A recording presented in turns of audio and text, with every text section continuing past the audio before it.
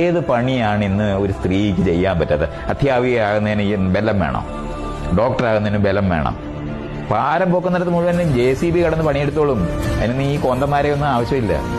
പുരുഷന്മാരെ എന്നേ machine replace ചെയ്ത് കഴിഞ്ഞ് ഈ അഭിനയം ഒന്നും ആവശ്യമില്ല.